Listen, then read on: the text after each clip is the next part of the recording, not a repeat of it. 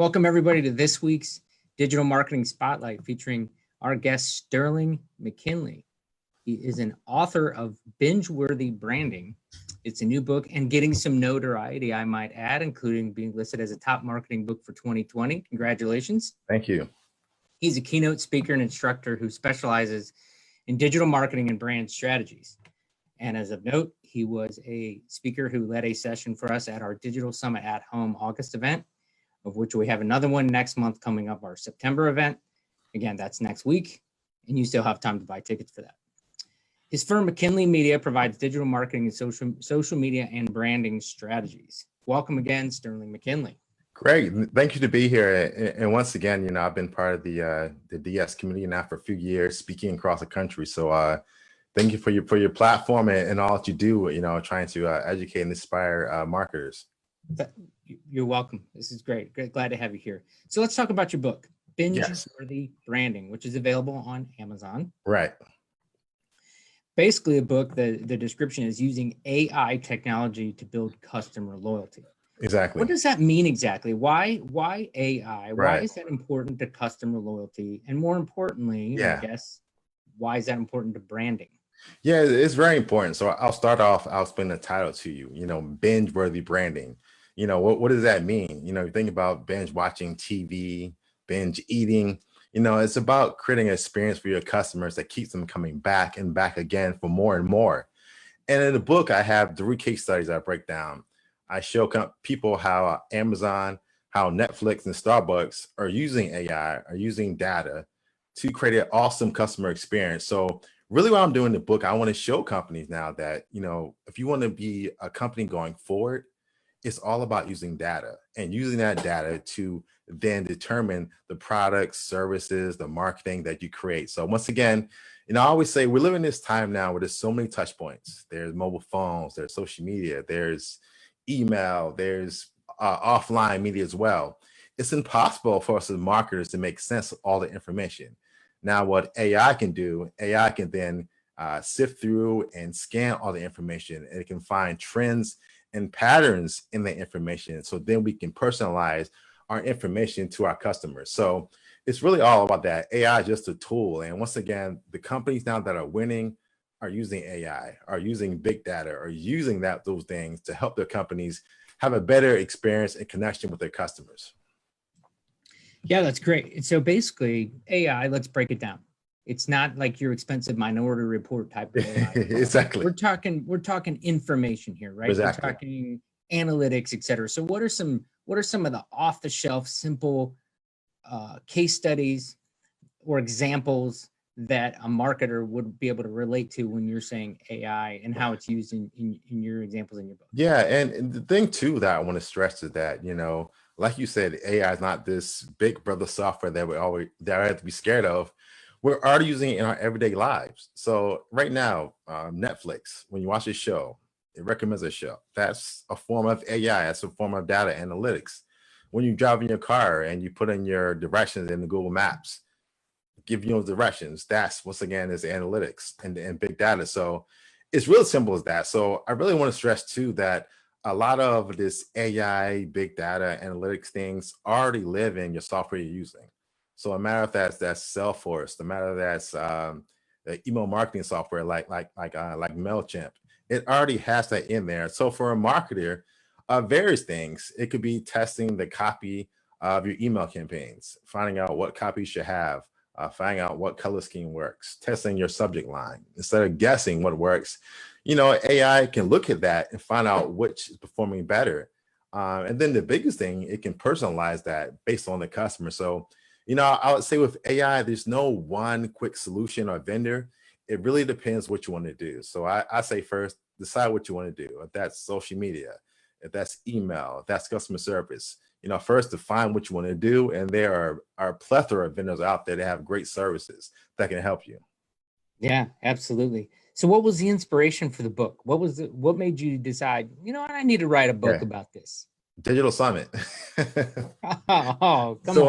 So last year I had the opportunity to speak in Charlotte. I spoke in Chicago and also in DC. And I gave this talk the first time when I was in Chicago. and the talk was called The Future of Digital Marketing, AI, Analytics, and Automation. And, the talk, it went well. And I got to see the response that I got from the audience. It was like, wow, this is really something. So I give this talk again in Charlotte. Once again, great response. The room was packed and so much engagement. Then the final time I gave the talk was in DC. Same thing. The crowd was going crazy. So from each city, I kind of learned kind of what points, what examples kind of worked the best. And then I took those examples, those stories, and built them into the book. So, once again, the way I wrote the book is kind of different, and I use Netflix as an example. So if you think about Hollywood, sometimes they make these movies that I don't know why they make them. Some hit and then some miss, and they're guessing in a sense. But when we use, technology, we use data, we're not guessing. So I didn't guess what people wanted to read in a book. I learned from the feedback from the audience. I learned from the surveys after I spoke from my attendees saying, hey, this was good, this was so good. And I tweaked that as I went along. So now I have a product, I have a speech, a book that I know is going to connect. Why? Because that's built off data. It's built off experiences with my audience. And once again, it's built for them. So yeah, Digital Summit was a great place for me, talking to my audience, talking to digital marketers, seeing what they liked, seeing what they didn't like. And I took all that data and put that information into my book.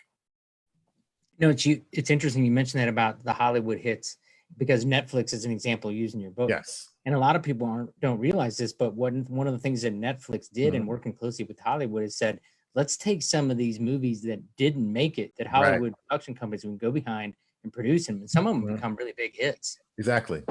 And that's something, sometimes it's small tweaks. So, Netflix takes in all kinds of data, if you like a female lead or a male lead, and what city and what state and all these things, and then create shows. And one thing Netflix has done in the last few years is create that original programming. Think about Orange is the New Black. They think about Stranger Things, 13 Reasons. These are shows they created. And those shows are successful. Why? Because they didn't guess, but they created shows around the data. And that's really why I want to stress to marketers. We should be creating products and services and ad copy, video, blog posts around the data, because once you do that, it's going to connect with your customers.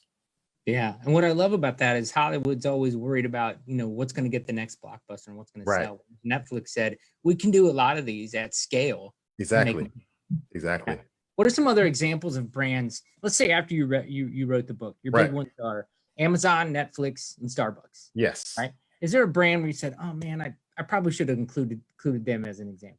There's so many. Of course, there's Apple. They use a lot of data in what they do. I would say one now that's very big is Target. Target has really taken a hold of this new economy world, this COVID economy, if you want to call it. And their sales have gone through the roof. Why? Because years ago, Target saw the future. So they invested in having, driving up to the store and getting your products and services. And they are killing it right now. Why? Because that's what I mean. They were binge worthy. They were thinking ahead. They're thinking of ways that they can use technology to reach their customers. So there's a lot of companies, like that right now. They're doing well because they saw it. So once again, Apple doing a great job. Target, Walmart, in some ways, is doing the same thing. Zoom right now is doing a great thing. So, one thing I say is that it's not all about technology. It's about having foresight.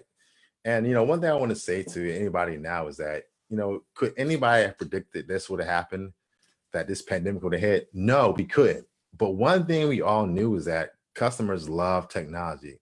They love digital. They love cell phones. They love apps and so on. So I believe the smart companies were investing years ago in this software and this technology. And now that this is a premium digital, those companies are winning. So there's still time for companies, marketers to jump in, but the ship is moving quick. So once again, customers, they're telling us what they want. It's time as marketers and business owners, we give them what they want. Yeah, I couldn't agree more. One of the things I noticed is the cover on the book says that traditional branding is dead. Yes. How do you define traditional branding, and why is it dead? Right.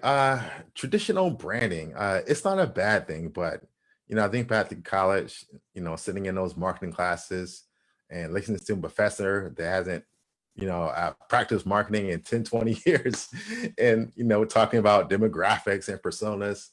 Now, all those things make sense now, but, your customer is different. We can no longer just kind of put customers into these silos and these personas and say, 1825 female, you like this. If you're a baby boomer, you like this, you like that. People are dynamic. We can have multiple interests and multiple things we like. So that's what I mean by traditional marketing is dead. People are getting tired of the big product approach to marketing. Just yelling at your customers saying, hey, here's the same message. No, I blame it on these. I blame it on the cell phone now. If you think about cell phones, these things are making everybody even more and more narcissistic because for the first time, you have a device in your pocket that's all about you. Think about your email, about you, your camera, about you, your notifications. You can set that, your alarm, it's all about you. So now I believe consumers are looking for the same level of customization, the same level of personalization from their companies, from their brands. So once again, that's what I mean. Old school marketing is out the window. It's now about being personal with your customer, and building a relationship. That's the thing too. Customers are getting smart. I always say that, a few years ago, sending an email out, they had the first name, last name, and the subject line worked. But that's old school marketing. It doesn't work anymore. Customers know about automation now. They know about mail merge and all those things, and it turns them off now. They want to deal with a company that is real, or a company that treats them as an individual. But that's what I mean by old school marketing is dead. Just yelling at your customers, giving them one product that doesn't work anymore. They want to have the power to choose. Think about TV. Regular cable TV or over-the-air TV, they told you when the program come on. Thursdays from 9 to 10, here's a program. But in this age of digital internet and the streaming, now your customer can choose when to consume your product and how. Well, that's on the TV or on a cell phone. So that's what I mean by old school marketing. Traditional branding is dead. It's great. Couldn't agree more. And it was funny that you brought up the Target example, because as you were talking, I started thinking, do you remember the example of the dad who got on the computer and his daughter was looking up like baby items for her registry, and he realized, I think my daughter might be pregnant. So there's some bad examples out there. But 3 tips that you shared in your session with us at Digital Summit last week. I wanted to go over each of those. Let's talk about it. Sure. So it was be human, be relatable, and be binge worthy. Yes. Which relates to the title of the book. So let's talk about that first one. Be human. What is that about brands and being human? It's a simple thing. It's funny. As soon as we become brands, we lose touch with people somehow. So we become a company, and customer service is terrible, and we become arrogant. But it's all about connecting with your customers. So what I mean that is be human. Relate to your customer. It's something that brands struggle to do. And I give an example of Facebook. Before Facebook, I forgot everybody's birthday. If you weren't my mother or my father, I forgot your birthday. But Facebook reminds me whose birthday is today. So that little help makes me more human. So now I can call somebody. I can send somebody a message saying, hey, happy birthday. So once again, I believe technology is going to make us more human because there's so much going on in the world. There's no way we can keep track. We can keep track of all this stuff. We need technology to help that.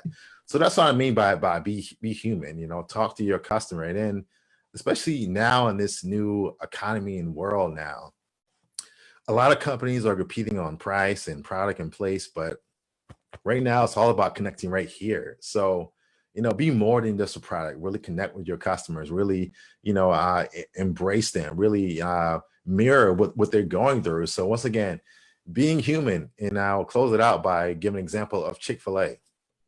Chick-fil-A is a human company. Sometimes my wife, we go there at night and the line is long. We're in there line for 20, 30 minutes. And I look at her and I say, man, it's just chicken. It's not that serious. And people are staying in the line. And I figured out it's not the chicken. The chicken let's be truthful, it's okay. But people are there for the service. Why? Because the person at the window, they ask, what are your name? They greet you by your name. They're the nicest people in the world. You think about Starbucks, you comment, the barista, they write your name on the cup. They remember who you are. those are the things people come back to, that personal, that human experience. And once again, I say, be human, because that's how you can pull people in. That's awesome. And the next one was be relatable. Yeah, be relatable. It kind of goes along with being human. So I give an example in my book about online dating. I met my wife on a dating app. And long story quick, yeah, before I met her, I would send out the same message to every woman that I saw that I liked, and I would change out their name and send it to them. And that didn't work too well. But I came across my wife's profile, and you know what? I wrote her a personal message that was unique, that was different. And then I looked at her profile and I rewrote my whole profile based on her profile. So I made sure we had similar interests, that we had things that matched up. So that's what I mean by be relatable. Companies have to start to mirror their customers, the way they talk, the things they like, the things that they like to do. That's what makes a bond, and that's to build a relationship, being relatable, mutual shared interests. So, we have to stop being companies in a sense and get back to being people. And I think that's a great way to pull in more customers. Yeah, I love it. And the last one was be binge worthy. Yeah, exactly. It's a title of my book, and it's kind of my mantra right now. I don't like being the same. I want to be different. I don't want to be like everybody else. I don't want to go online. I don't want to buy email templates or copy. I want to be different and unique. So being binge worthy is all about that. It's about finding what makes you as a company unique, and then showing that to your customers. So even today, on the cover of my book, all on social media, I'm wearing the same bright red suit. Why? Because I want to be different. I want to make sure that you remember me, that when you leave this talk, you say, hey, I remember that guy in the bright red suit. And I remember what he said. So that's what I mean. Be different. You have to stand out now. I think there's this thing now in marketing and branding of using templates and doing things the way they've always been done. And like I said before, going back to personas, this group at this age like this. No, let's go deeper than that. Let's really explore, who the customer is. And once again, let's be engaged with the customer. And let's also, find out what makes us unique, find out our story, and then share that with our customers. Yeah, I love it. On your website, you have a video on there that I was watching, and I wanted to talk about something real quick, advice that you gave, which was to record everything. Right. So let's talk about that, right? Yeah. So what tips do you have for like a small business or a small marketing out there making video? And why do you recommend to record everything? Yeah, it's funny now. If you think about the world we live in now, if it's not a video, people don't believe it. So, hey, I met XYZ celebrity. Well, where's the video? Where's the picture? So you have to record everything that you're doing online, everything that you're doing in life. And I think for companies, I kind of steal a lot of that from Gary Vee. Gary Vee is the master of just documenting and recording. And it's not stuff that's always super exciting, but people love that behind the scenes look. They love that documentation. They love that reality TV vibe. So for a small company, once again, I always say is that in order to increase your appeal, narrow your focus. So I think the problem is a lot of companies are trying to get everybody, but I don't care if you grow wheat, if you are a weasel farmer, there's somebody out there that loves what you do. So show them the behind the scenes about how you herd weasels, how you harvest wheat. Somebody loves that. So, and video is great because there's nothing like video. You can hear somebody, you can see them. A bond is made. And if we think about online is a very cold and sterile place. We don't know who we're talking to. But when you put a face behind a brand, that is so powerful. So even though you're a company, you still need to brand your company. The people that work for your company are your brand. The CEO, the people are the brand. So video is great, and it's very easy to create content. This conversation right now, it's not scripted. Beforehand, you didn't send me questions. We just got in here and we're just talking. And this is great content. So I would encourage every business owner to get a YouTube channel, start a video podcast about your topic, because people out there that want your product are interested in seeing that content. Yeah, I love it. Yeah, and that's exactly one of the reasons we started this. Yeah. We said, hey, there's a lot of great information out there. It's easy for us to do. You can tell we're low tech. We're just recording it, and Right. we've been getting great response with it. Yeah. So, hey, I thank you for joining us. We try to Oh, keep thank you. it short, around 20 minutes or so. Again, he's Sterling McKinley, author of a recent book, Binge Worthy Branding. If you want to tell everyone about where they could get the book, Amazon. Yeah, the book is available at a lot of places. The best place and the fastest is to go to Amazon and just search for Binge Worthy Branding, and you'll see the book. So once again, if you're out there thinking about ways to increase your branding, if you want to stop doing things the same old way, the book is a great tool to help you get there. So, and once again, too, if you want to follow me online, the best place is LinkedIn. Once again, just type in Sterling McKinley and you can find me. And if you have any questions in the comments, I'll be free to answer those on the platform. That's great. Sterling, thanks again for joining us. Thank you.